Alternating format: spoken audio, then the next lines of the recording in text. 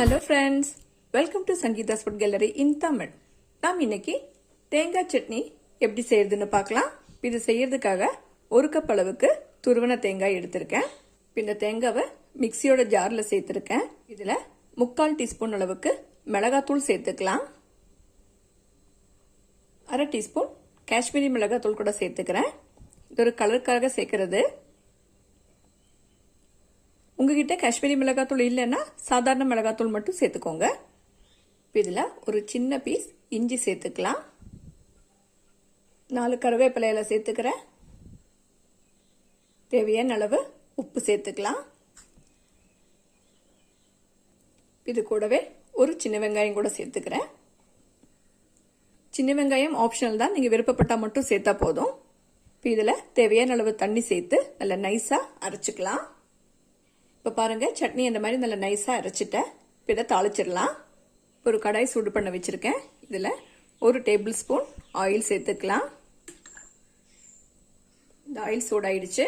இதில் 1 டீஸ்பூன் கடுகு சேர்த்துக்கலாம். 1/2 டீஸ்பூன் உளுத்தம்பருப்பு சேர்த்துக்கலாம்.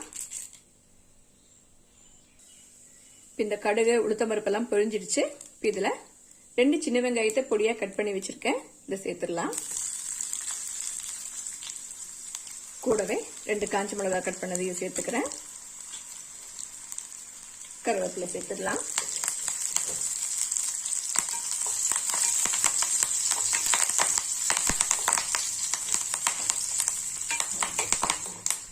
இதெல்லாம் நல்லா வணக்கியாச்சு.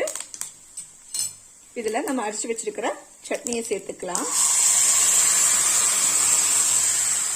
தேவையான அளவு தண்ணி கூட சேர்த்துக்கலாம். உங்களுக்கு சட்னி எந்த பதத்தில் வேணுமோ அதுக்கு தகுந்த மாதிரி தண்ணி சேர்த்துக்கோங்க. இப்போ நான் சட்னியை ரொம்ப திக்காவும் இல்லாமல் ரொம்ப லூஸாகவும் இல்லாமல் மீடியமான பதத்தில் தான் செஞ்சுருக்கேன். இப்போ அடுப்பை நல்லா சிம்லியே வச்சுக்கோங்க. இந்த சட்னியை ரொம்ப நேரம் சூடு பண்ணக்கூடாது. லைட்டாக சூடானாலே போதும். இந்த மாதிரி சட்னியை லைட்டாக சூடு பண்ணும்போது இதில் இருக்கிற பச்சை வாசனை எல்லாம் போய் சட்னியோட டேஸ்ட் ரொம்ப நல்லா இருக்கும். இப்போ இது லைட்டாக சூடாயிடுச்சு. அவ்வளோதான். அடுப்பை ஆஃப் பண்ணிக்கலாம். இப்போ டேஸ்ட்டில் தேங்காய் சட்னி ரெடி ஆயிடுச்சு. இந்த இட்லி தோசை கூட எல்லாம் சாப்பிட ரொம்ப சூப்பரான ஒரு காம்பினேஷன். நீங்களும் இந்த சட்னியை ட்ரை பண்ணி பாருங்க. உங்களுக்கு பிடிச்சிருந்தா லைக் பண்ணுங்க, ஷேர் பண்ணுங்க, கமெண்ட் பண்ணுங்க. என்னோட சேனலை சப்ஸ்கிரைப் பண்ணுங்க. தேங்க்ஸ் ஃபார் வாட்சிங்.